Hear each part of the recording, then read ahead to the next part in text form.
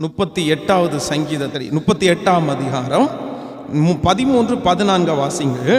நானோ செவிடனை போல கேளாதவனாகவும் ஊமையனை போல வாய் திறவாதவனாகவும் இருக்கிறேன். காது கேளாதவனும் தன் வாயினால் மறு உத்தரவு இல்லாதவனுமாய் இருக்கிற மனுஷனை போலானேன். ஆண்டவருடைய பிள்ளைகளே, சங்கீதக்காரனாகிய இந்த தாவீதினுடைய வாழ்க்கையில சுற்றி இருக்கிற ஜனங்கள் வித்தியாசமாய் பேசுகிறார். பேலியாளின் மகன் என்று சொல்லுகிறார். என்னென்னமோ இரத்த பிரியன், எத்தனை வார்த்தைகள் தாவீதிற்கு விரோதமாய் சொல்லப்பட்ட வார்த்தைகள் கொஞ்சம் நெஞ்சம் அல்ல, அநேக வார்த்தைகள் அவனுக்கு விரோதமாய் பேசப்பட்டது. ஆனால் சங்கீதக்காரனாகிய தாவீது சொல்லுகிறான், அத்தனை வார்த்தைகளும் எனக்கு விரோதமாய் பேசும்போது நானோ வென்றால் காது கேளாதவனை போல இருக்கிறேன். நம்பர் 1, முதலாவது, ஒரு தேவனுடைய பிள்ளை உங்களுக்கு விரோதமாய் பேசப்படுகிற வார்த்தையில் நீங்க எப்படி இருக்கணும்னா, ஃபர்ஸ்ட் நம்பர் 1, மனிதர்கள் பேசுகிற வார்த்தையை எல்லாவற்றையும் நீங்கள் உங்களுக்காக எடுத்துக்கொள்ள கூடாது. அதில் ரொம்ப கவனமாக இருக்கும். ஆனால் இன்னைக்கு இருக்கிற நிறைய தேவனுடைய பிள்ளைகளிடத்தில் இருக்கிற ஒரு மிகப்பெரிய ஒரு மைனஸான ஒரு பாயிண்ட் என்ன அப்படின்னா, சொல்கிற எல்லா வார்த்தையுமே தங்களுக்காக எடுத்துக்கொள்ளுவார். அதை அதான் நான் சொல்கிற மாதிரி நிறைய பேர் ஏற்றுக்கொள்ளுவார்கள், அந்த வார்த்தையை ஏற்றுக்கொள்ளுவார்கள். உங்களுக்கு அப்படி நடக்க போகுதுன்னு உடனே ஐயோ அப்படியே நடக்க போதா, இப்படி உங்களுக்கு ஆக போகுது, ஓ உடனே எல்லா வார்த்தைகளையுமே அவர்கள் நிறைய பேர் எடுத்துக்கொள்ளுகிறார்கள், மனதிலே வைத்துக் கொள்ளுகிறார்கள். இல்லை, சில நேரத்தில் ஆண்டவருடைய பிள்ளைகள் மனிதர்கள் பேசுகிற வார்த்தையை காது கேளாதவங்கள மாதிரி தான் இருக்கணும், காது கேட்கக்கூடாது.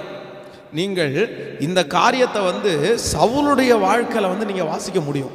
நீங்கள் வாசிப்பீர்களே ஆனால் 1 சாமுவேல் எடுத்துக்கொள்ளுங்கள். 1 சாமுவேல் 10ஆம் அதிகாரத்தில் 27வது வசனத்தை நாம் அங்கே வாசிக்கும் போது வேதம் சொல்லுது, ஆனாலும் பேலியாளின் மக்கள் இவனா நம்மை ரட்சிக்க போகிறவன் என்று சொல்லி அவனுக்கு காணிக்கைகளை கொண்டு வராமல் அவனை அசட்டை பண்ணினார்கள். அவனோ காது கேளாதவன் போல் இருந்தான். சவுல ஆண்டவர் ராஜாவா அபிஷேகம் பண்ணாரு.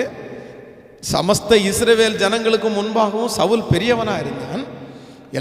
நிறைய ஜனங்கள் அவனை ஏற்றுக்கொண்டார்கள்.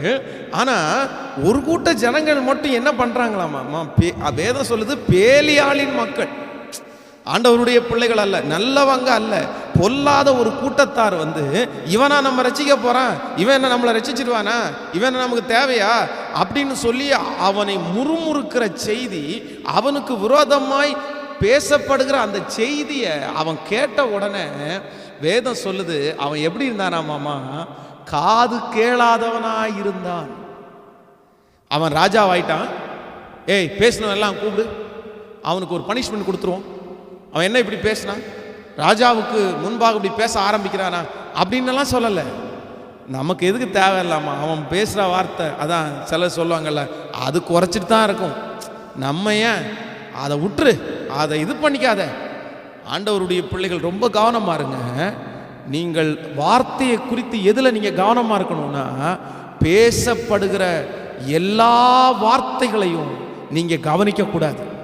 அதான் நீங்கள் பிரசங்கியின் புஸ்தகம் 7ஆம் அதிகாரம் 21வது வசனத்தை வாசிப்பீர்களே ஆனால், சொல்லப்படும் எல்லா வார்த்தையும் கவனியாதே, கவனித்தால் உன் வேலைக்காரன் உன்னை நிந்திப்பதை கேள்விப்பட வேண்டியதாயிருக்கும். ஒரு ராஜாவுக்கு, ஒரு தலைவனுக்கு, ஒரு அதிகாரிக்கு இந்த வார்த்தையை ஆண்டவர் எழுதுறார். சொல்லப்படும் எல்லா வார்த்தையும் கவனியாதே, கவனித்தான் உன் வேலைக்காரன் உன்னை நிந்திப்பதை கேள்விப்பட வேண்டியதா இருக்கும். இந்த வசனத்தை என் வாழ்க்கையில் நிச்சயமா சொல்றேன், மறக்கவே முடியாத ஒரு வசனம். இந்த வசனம் மறக்கவே முடியாது. நான் வேதாகம கல்லூரியில் 3 ஆண்டுகள் படித்து முடித்துட்டு 4வது வருஷம் அந்த பைபிள் காலேஜில் வார்டனா நான் இருக்கும்போது என்னுடைய நண்பன் பாஸ்டர் கிங்ஸ்லி, நாங்கள் 2 பேரும் ஒரே சர்ச்சில் இருந்து தான் நாங்கள் ஊழியத்திற்காக வந்தோம். அப்போ வந்து அவனும் நானும் வந்து ஒருத்தருக்கு ஒருத்தர் வந்து வாடா போடா அப்படின்னு தான் கூப்பிட்டுக்குவோம். ஊரில் இருக்கும்போது வாடா போடான்னு கூப்பிட்டுருவோம். ஆனால் வந்து பைபிள் காலேஜில் வந்ததற்கு பிறகு நான் அவனுடைய சீனியராக இருக்கிறதுனால அவன் வந்து என்னை பேர் சொல்லி கூப்பிட முடியாது, வாடா போடான்னு சொல்லி கூப்பிட முடியாது, பிரதர் அப்படின்னு தான் கூப்பிடணும். அதுவும் இப்போது அவன் செகண்ட் இயர் படிக்கும்போது நான் என்ன ஆகிட்டேன்னா வார்டன் ஆகிட்டேன். அப்போ நான் வார்டனாக இருந்ததுனால வார்டனாக இருக்கும்போது ஏற்கனவே நான் அந்த பைபிள் காலேஜில் படித்தேன். சரி, இந்த பசங்க எல்லாம் பாட்டு கேட்குறதுக்கு ரொம்ப சிரமப்படுவாங்க. அன்னைக்கெல்லாம் வாக்குமேன் வந்து யாரோ ஒருத்தருடைய கையில் மட்டும்தான் அந்த வாக்குமேன் இருக்கும், நிறைய பேருடைய கையில் அந்த வாக்குமேன் இருக்காது. உடனே நான் என்ன பண்ணிட்டேன் அப்படின்னா, சரி இந்த பசங்க எல்லாம் இவ்வளோ பாட்டு கேட்கறது கஷ்டப்படுறாங்களேன்னு சொல்லி எனக்கு பைபிள் காலேஜிலேருந்து கிடைக்கிற அந்த சம்பளம் 2 மாதத்தினுடைய சம்பளத்தை சேர்த்து வச்சு ஒரு சின்ன டேப் ரிகார்டு வாங்கி மேலே அவங்க பசங்க ரூமில் அப்படியே மாட்டி விட்டுட்டேன். இங்கேருந்து நான் ஆன் பண்ணேன்னா அங்கே அவங்களுக்கு பாட்டு கேட்கும். அப்போ அன்னைக்கு உபவாச நாள், உபவாச ஜெபம் முடிச்சுட்டு வந்தாங்க. இன்னும் கொஞ்சம் ஒரு அரை மணி நேரம் தாண்டி எல்லாருக்கும் ஒரு ஜெபம் ஆயத்தமாக போகிறது. அப்போது வந்து கீழே ஒருத்தன் வரான், வந்து சொல்கிறான், இந்த மாதிரி இந்த கிங்ஸ்லி தான் வராரு. அவன் வந்து சொல்கிறே, இந்த மாதிரி மேலே கொஞ்சம் பாட்டு போட்டு விட்ருங்க அப்படி. உடனே நான் அவன்கிட்ட சொல்கிறேன், இல்லை இப்போ பாட்டு போட முடியாது, இன்னும் ஒரு அரை மணி நேரம் தான் இருக்குது, நீங்கள் மூஞ்சி கை காலெல்லாம் கழுவிட்டு போய் ப்ரேயரில் உட்காரதுக்கு கரெக்டாக இருக்கும், இப்போ பாட்டு போட வேண்டாம் அப்படின்னு சொல்லிட்டேன். சொன்ன உடனே அவனுக்கு பயங்கரமான கோவம் வந்துச்சு. அப்படியே விறுவிறுன்னு அவனுடைய ரூமுக்கு போயிட்டான். அவன் கோவத்தில் போகிறான்னு தெரிஞ்ச உடனே நானும் இவன் கண்டிப்பாக என்னை குறித்து ஏதோ ஒன்று பேசுவான் அப்படின்னு நினச்சிட்டு பின்னாடியே போகிறேன். அவன் முன்னாடி போய் ரூமில் போன உடனே நான் படிக்கட்டில் ஏறி போகும்போது அவன் கூட நிற்கிற ஒரு 10-15 பசங்க சேர்ந்து, என்ன இவருக்கு என்னவாமா, ஏன் கீழே உட்காந்து வந்து அந்த சுவிட்சை ஆன் பண்ணி விடுறதுக்கு இவருக்கு என்ன பிரச்சனை அப்படின்னு என்னை குறித்து ரொம்ப வித்தியாசமாக பேசிகிட்டே இருக்காங்க. எனக்கு ரொம்ப கோவம் வந்துச்சு. இப்படி பேசுகிறாங்களா, நான் செலவு பண்ணி வாங்கி வச்ச அந்த டேப் ரெக்கார்டு இவங்க இப்படி பேசுனாங்களா, இன்னைக்கு கண்டிப்பாக இவங்களுக்கு பனிஷ்மெண்ட் கொடுக்காம விட்டுறவே கூடாது அப்படின்னு சொல்லிட்டு ரூமுக்கே போகாமல் அந்த படிக்கிறதுலேருந்து நேராக யூட்டர்ன் போட்டு வந்து என்னுடைய டேபிளில் இப்படி உட்காந்தேன். வார்டனுக்குன்னு ஒரு சேர் ஒரு டேபிள் இருக்குது, அந்த டேபிளில் உட்காந்து இவங்களுக்கு கண்டிப்பாக ஏதோ ஒரு பனிஷ்மெண்ட் கொடுக்கணும், டைரக்டர்கிட்ட சொல்லி ஏதோ ஒன்று இவங்களுக்கு கொடுக்கணும் அப்படின்னு நினச்சிட்டே இருக்கும்போது என் சும்மா ஜஸ்ட் பைபிளை திறக்கும்போது கரெக்டாக பிரசங்கி 7ஆம் அதிகாரம் இந்த 21வது வசனம் என் கண்ணுக்கு பளிச்சுன்னு தெரியுது. அதில் சொல்லப்பட்டிருக்குது, சொல்லப்படும் எல்லா வார்த்தையும் கவனியாதே, கவனித்தார் உன் வேலைக்காரன் உன்னை நிந்திக்கிறதை கேள்விப்படுவாயே. இந்த வேத புத்தகத்தின் மேலே என் கையை வச்சு ஆண்டவரிடத்தில் சாரி ஆண்டவரை மன்னிச்சிருங்கன்னு ஜெபம் பண்ணேன். நான் அவங்க ஸ்டூடெண்ட்டு, நான் போய் அந்த வார்த்தையை கேட்டிருக்க கூடாது. நான் முதல்ல ஒற்று கேட்டது தப்பு. கண்டிப்பாக அப்படி தான் பேசுவாங்க. அந்த சொல்கிற எல்லா வார்த்தையும் நீ கேட்டேன்னா உன் வேலைக்காரன் நான் நிந்திக்கிறத நீ கேள்விப்படுற, அப்படி தான் வேலைக்காரங்க இருப்பாங்க, அப்படி தான் மற்ற ஸ்டூடெண்ட் இருப்பாங்க, உங்களை திட்ட தான் செய்வாங்க. இல்லை ஆண்டவரே, நான் அவங்களுக்கு விரோதமாக ஒரு முயற்சி எடுக்க மாட்டேன்னு சொல்லி அன்றைக்கு அதோட விட்டுட்டேன். இன்றைக்கி அவரும் ஒரு பெரிய ஊழியக்காரராக இருக்கார், நானும் கர்த்தருடைய ஊழியம் செய்கிறேன். அந்த நாட்களெல்லாம் மாறி போச்சு.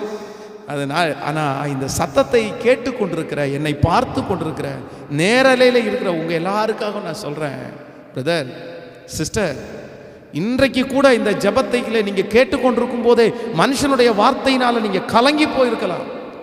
மனுஷனுடைய வார்த்தையை நீங்கள் உள்ளே எடுத்துக்கொண்டு நினச்சி அதை பற்றி ஃபீல் பண்ணிக்கொண்டே இருக்கலாம். ஐயோ இந்த மனுஷன் இப்படி பேசிட்டானே, ஐயோ இவங்க இப்படி பேசிட்டாங்களே, இந்த வார்த்தையை சொல்லிட்டாங்களே, அந்த வார்த்தையை எல்லாம் எடுத்து பெரிய ஒரு கோட்டையாக கட்டி அதற்கு கை காலை உண்டு பண்ணி என்னென்னமோ யோசிச்சு தூக்கத்தை எல்லாம் இழந்திருக்கலாம். ஆனால் ஆண்டவர் இன்றைக்கு இந்த முழங்கால் யுத்த ஜெபத்தினுடைய முதல் நாள் உங்களோட பேசுகிறார். இல்லை தேவனுடைய பிள்ளைய, நீ மனுஷன் பேசுகிற எல்லா வார்த்தையும் நீங்கள் எடுத்துக்கொள்ளவே கூடாது. அப்படிதான் சிலர் அப்படிதான் பேசுவாங்க. அதான் உலகத்தில் ஒரு பழமொழி கூட சொல்லுவாங்கல்ல, எலும்பில்லாத நாக்கு எது வேணாலும் பேசும். பேசுறதுக்கு காசா பணமா எதுவுமே இல்லைல்ல, அதனால அவங்க பேசிட்டே தான் இருப்பாங்க. நீங்க பேசுகிற வார்த்தையை எல்லா வார்த்தையும் கவனமாய் நீங்கள் கேட்பீர்களே, ஆனால் நீங்கள் ராஜாவா இருக்க முடியாது. நீங்கள் அடைய வேண்டிய வெற்றியை அடைய முடியாது. நம்ம 4 பேர் நம்மளை குறித்து ப்ளஸ்ஸாக பேசும்போது 4 பேர் மைனஸாக பேசத்தான் செய்வாங்க, 4 பேர் வித்தியாசமாக சொல்லத்தான் செய்வாங்க. இல்லை, ஒருவேளை நாம் செய்கிற தவறை குறித்து யாரோ ஒருத்தர் எச்சரிப்பாய் பேசும்போது அதை கேட்கலாம், திருந்திக்கலாம், மாறிக்கலாம். அதல்ல, சொல்லப்படுற எல்லா வார்த்தையும் நீங்கள் என்ன பண்ணிடக்கூடாதுன்னா கவனிச்சிடவே கூடாது. அதான் சிலர் சொல்லுவாங்க, எடுப்பார் கைப்புள்ள அப்படின்வாங்க. எடுப்பார் கைப்புள்ள யார்? இந்த எடுப்பார் கைப்புள்ள, இந்த எடுப்பார் கைப்புள்ள என்ன யாருன்னு கேட்டால், அங்கே போயிட்டு அங்கே அவர் எதாவது சொன்னாருன்னா அங்கே அதை அவர் சொல்கிறத அப்படி கேட்பார். இங்கே வந்துட்டு நம்ம எதாவது சொல்கிறோன்னா இங்கே யார் சொன்னாலும் கேட்பார். அதான் சில சொல்லுவாங்க, தலையாட்டி பொம்மை மாதிரி. அதை கீ கொடுத்தோன்னு வைங்களேன், அந்த கீ கொடுக்குற நேரம் வரைக்கும் அது தலையை ஆட்டிகிட்டே இருக்கும். அந்த மாதிரி ஏதாவது ஒரு இடத்துக்கு போயிட்டாங்கன்னா அவங்க ஏதாவது பேசுனாங்கன்னா அங்கே தலையாட்டுவாங்க. இங்கன்னா இவங்க தான் சரி. இல்லை, உங்களுக்கென்று ஒரு ஸ்டஃபன் வேணும், உங்களுக்கென்று ஒரு மைண்டு வேணும். நீங்கள் ஒன்றை யோசிக்கணும், இந்த வார்த்தை சரி, இந்த வார்த்தை தப்பு, இந்த வார்த்தையை எடுத்துக்கொள்ளலாம், இந்த வார்த்தையை எடுத்துக்கொள்ளக்கூடாது என்கிற உணர்வு உங்களுக்கு வேணும். ஆண்டவருடைய பிள்ளைகளே, நீங்கள் அதில் ஜாக்கிரதையாக இருங்க. எல்லாருடைய வார்த்தையும் கேட்டு குழம்பி போயிடாதீங்க. நான் ஒரு விசை யாரையும் குற்றப்படுத்தலை, உண்மையிலே அப்படி நான் குற்றப்படுத்துறதுக்கு நினைக்கவே மாட்டேன். என்னுடைய திருச்சபையில் 21 நாள் உபவாச ஜெபம் நடக்கும்போது ஒரு அம்மா கலங்கி போய் வந்து நின்றாங்க. அந்த அம்மாவை பார்த்து கேட்குறேன், நீங்கள் இவ்வளோ கலக்கமாக இருக்கிறதுக்கு என்ன காரணம்னு கேட்கும்போது அவங்க சொன்னாங்க, பாஸ்டர், என் பொண்ணுக்கும் அவருடைய கணவனாருக்கும் 2 பேருக்கும் வாக்குவாதம் வந்து 2 பேருமே இப்போ டைவர்ஸுக்கு அப்ளை பண்ணிட்டாங்க.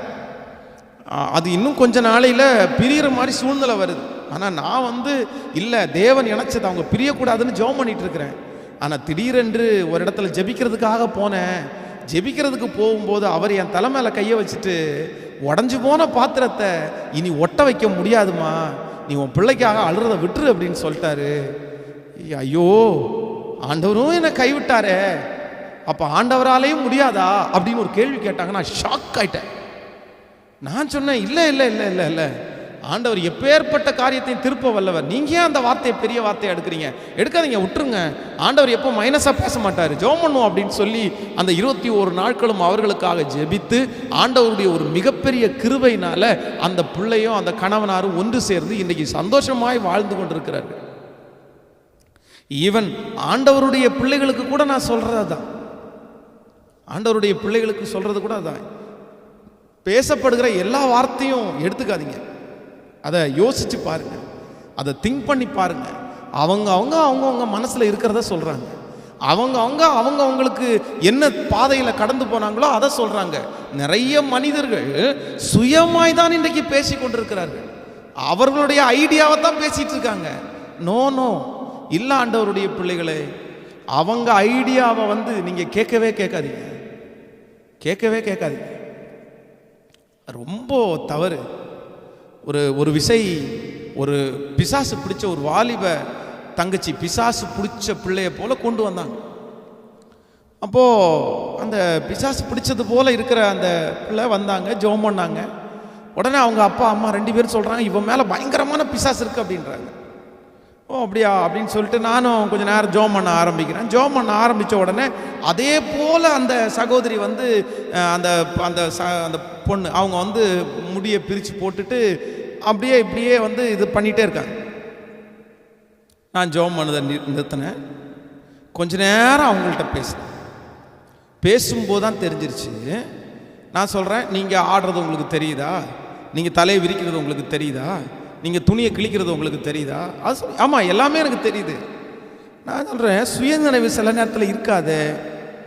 அப்புறம் பேசினதற்கு பிறகு தான் கண்டுபிடிச்சேன், அவங்களுக்குள்ள பிசாசு இல்லை, அவங்க மன அழுத்தத்தில் இருக்கிறாங்க, அவங்க பயத்தினுடைய உச்சகட்டத்தில் இருக்கிறாங்க.